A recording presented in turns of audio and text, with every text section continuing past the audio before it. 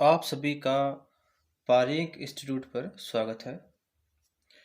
तो हम अपनी इस न्यूक्लियर सीरीज़ के अंदर बेसिक टू मास्टर में हमने लगभग बेसिक का सारा पार्ट कर लिया है।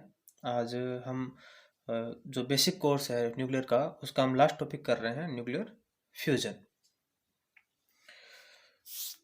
देखो, न्यूक्लियर फ्यूजन क्या होता है।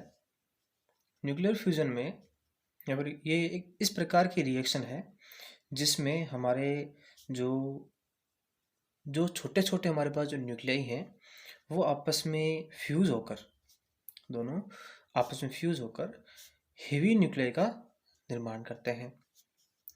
ये हमारे हैं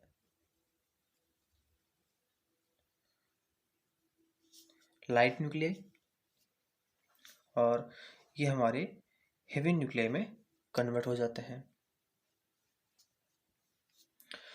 अब देखिए कि हम इसके बारे में पहले ही बता चुके हैं कि ये ऐसा क्यों होता है।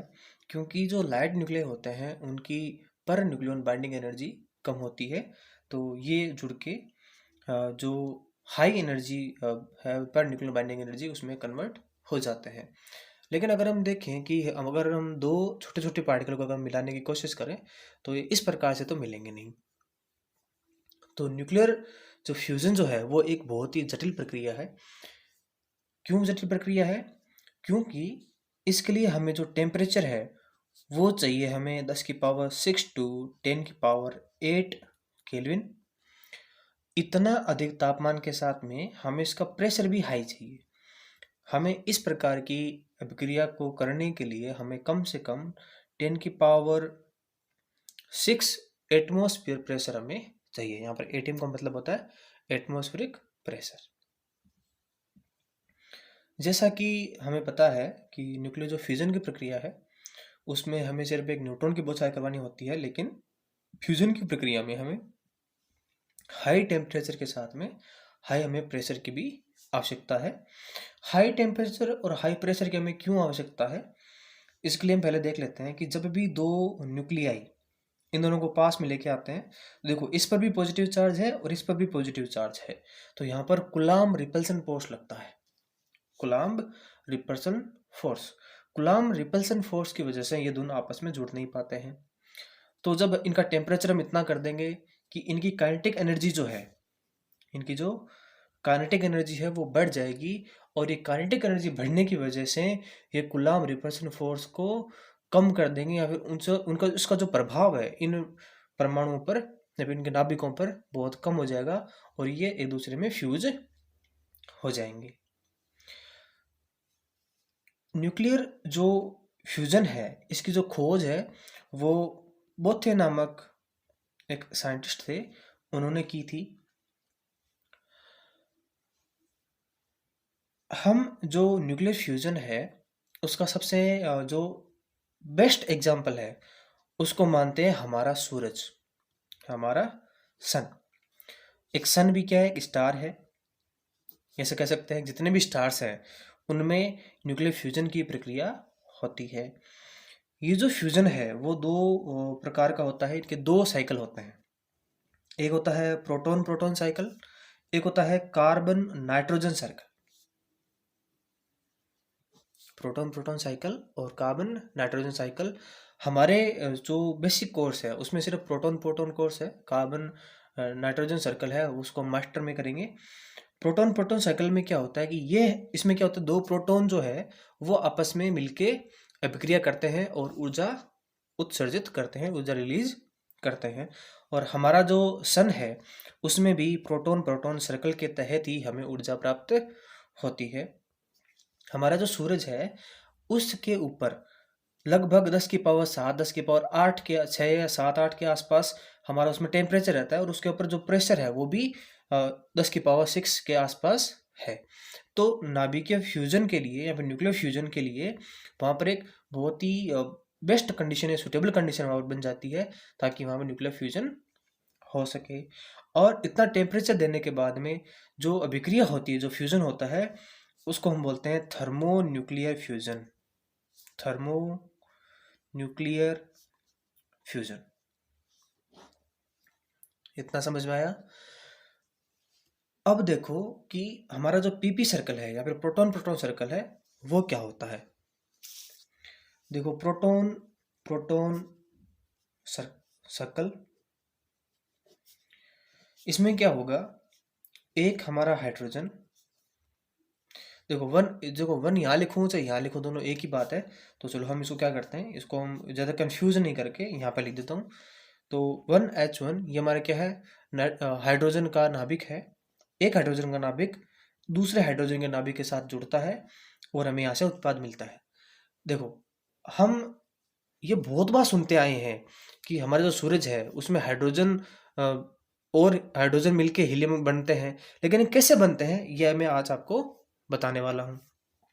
देखो यहाँ पर दो हाइड्रोजन है, ये दोनों आपस में मिलेंगे और यहाँ से मिलने के बाद में ये बनाते हैं ड्यूटेरियम। पहले बनाएंगे ड्यूटेरियम। देखो जब यहाँ पर ड्यूटेरियम बनेगा तो ये किस प्रकार की विक्रिया हो गई है, मैंने आपको पहले अल्फा और बीटा डीके और गामा डीके करवाया हुआ है। तो बीटा डीके के अनुसार देखो यहाँ पर क्या हो रहा है, बीटा डीके में तो जेड का मान चेंज नहीं होता। देखो जेड का मान चेंज नहीं हो रहा, लेकिन यहाँ पर ए का मान चेंज हो रहा है ना। तो यहाँ पर क्या हुआ है, यहाँ पर हुआ है बीटा डीके।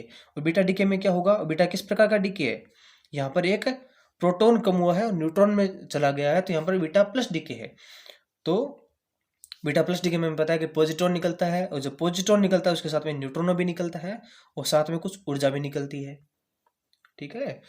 अब देखो अगर किसी को समझ नहीं आया कि ये देखो ये कैसे हुआ है, तो यहाँ पर क्या हुआ है कि एक प्रोटॉन जो है वो कन्वर्ट हो गया है एक न्यूट्रॉन में, एक पॉजिट्रॉन में और एक न्यूट्रिनो पार्टिकल में। और ये न्यूट्रिनो कहाँ से आया, देखो हमने पहले एक साइंटिस्ट थे पावली, उन्होंने ये कहा था कि जब भी प्रोटॉन और न्यूट्रॉन जब विखंडित होते हैं तो उनके साथ में उनको क्या होता है, एक इलेक्ट्रॉन या पॉजिट्रॉन निकलेगा और साथ में यहाँ पर एक न्यूट्रिनो या फिर एंटी न्यूट्रिनो पार्टिकल निकलता है, जिसको हम बोलते हैं न्यूट्रिनो हाइपोथेसिस ऑफ पावली।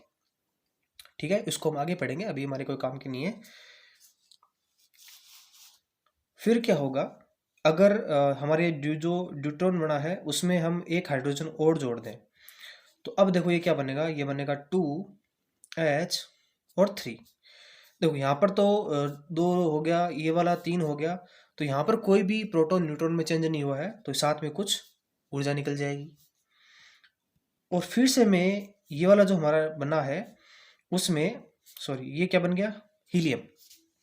अब हीलियम में क्या करूँ, एक हाइड्रोजन और जोड़ दूँ, तो ये क्या बनेगा, ये बनेगा हमारा 2He4। यहाँ पर देखो 3 1 4 तो हो गया, लेकिन यहाँ पर एक जो प्रोटॉन है वो भी न्यूट्रॉन में चेंज हो गया, तो यहाँ पर फिर से क्या आएगा, एक पॉजिट्रॉन और साथ में कुछ न्यूट्रॉन पार्टिकल, साथ में कुछ एनर्जी। अब यहाँ पे देखो हमारा यहाँ सबसे पहले हाइड्रोजन ही था और हाइड्रोजन को हम कन्वर्ट करते करते यहाँ पर क्या आ गए, हीलियम में आ गए। देखो यहाँ पर हमारे पास क्या हुआ, देखो एक हाइड्रोजन, दो हाइड्रोजन, तीन और चार हाइड्रोजन, तो यहाँ पर हमारे पास 4 1H1 हाइड्रोजन और एक हमारे पास आया 1He2 है 2 वाला, और प्लस एक हमारे पास आया 2He3 ये वाला। और यहाँ पर क्या बना, देखो 1H2 ये बना है, देखो 1H2 प्लस एक ये बना 2He3 प्लस 2He4, और देखो यहाँ पर दो बना, दो पॉजिट्रॉन, दो न्यूट्रिनो और साथ में कुछ ऊर्जा क्यू। अब इसको थोड़ा सिंप्लीफाई करो, देखो यहाँ पर भी ये वाला है, यहाँ पर भी ये वाला, दोनों कैंसिल आउट हो जाएंगे, ये वाला यहाँ पे है, दोनों कैंसिल आउट हो जाएंगे। और अब हमारी जो मेन अभिक्रिया है वो कुछ इस प्रकार से बनेगी, 4 हाइड्रोजन एक हीलियम में कन्वर्ट होते हैं और साथ में दो पॉजिट्रॉन निकलते हैं, दो न्यूट्रिनो निकलते हैं और कुछ ऊर्जा निकलती है। और ये जो ऊर्जा है वो लगभग होती है 26.7 मेगा इलेक्ट्रॉन वोल्ट के बराबर। यहाँ तक अच्छे से समझ में आया। तो हमें यहाँ से सीखने का मिला कि न्यूक्लियर जो फ्यूजन है उसमें 4 हाइड्रोजन मिलके एक हीलियम का निर्माण करते हैं, और इस निर्माण की प्रक्रिया के अंदर दो हमारे पास पॉजिट्रॉन, दो न्यूट्रिनो और उससे बहुत सारी ऊर्जा निकलती है। ये हमारा हो गया प्रोटॉन प्रोटॉन चक्कर। कार्बन नाइट्रोजन चक्कर है वो हमारे अभी कोर्स में नहीं है, तो इसको हम अभी नहीं करेंगे। लेकिन इतना समझ लो, जब कार्बन नाइट्रोजन चक्कर जो होता है वो क्या करता है, एक प्रकार से प्रोटॉन प्रोटॉन चक्कर की भांति ही कार्य करता है। लेकिन वहाँ पर जो कार्बन नाइट्रोजन चक्कर जो है उसमें ये हाई टेम्परेचर के ऊपर एक प्रकार से एक जो उत्प्रेरक होते हैं उसकी भांति कार्य करते हैं। और ये मेन वीर्य में कोई वैसे काम के नहीं होते हैं, या फिर ऐसा नहीं है कि इनमें कार्बन बन जाएंगे नाइट्रोजन बन जाएंगे, ऐसा नहीं है। लेकिन हाँ, एक बात ये है कि हमें सुनते आ रहे हैं कि जो सूरज है वो 5 मिलियन साल बाद में ठंडा हो जाएगा। तो ठंडा कैसे होता है? देखो, 4 हाइड्रोजन मिलके हमारे पास हीलियम बन गए। अब ये जो हीलियम है, बहुत सारे हीलियम बन जाएंगे तो ऊपर की जो सतह होती है वो ठंडी होने लग जाती है। ये ठंडी होने लग जाएगी, तो ठंडी होगी तो क्या होगा, ये ऐसे धंसने लग जाएगी। जो सतह है सूरज की वो थोड़ी थोड़ी धंसने लग जाती है। जैसे ये धंसेगी तो उसकी जो कोर है उसका टेम्परेचर बढ़ जाएगा, और इसका जो टेम्परेचर है वो लगभग 10 की पावर 8 के आसपास हो जाता है। तो जो हीलियम है वो भी क्या हो जाते हैं, एक दूसरे में फ्यूज हो जाते हैं, और हायर जो हमारे एलिमेंट है वो बनने स्टार्ट हो जाते हैं।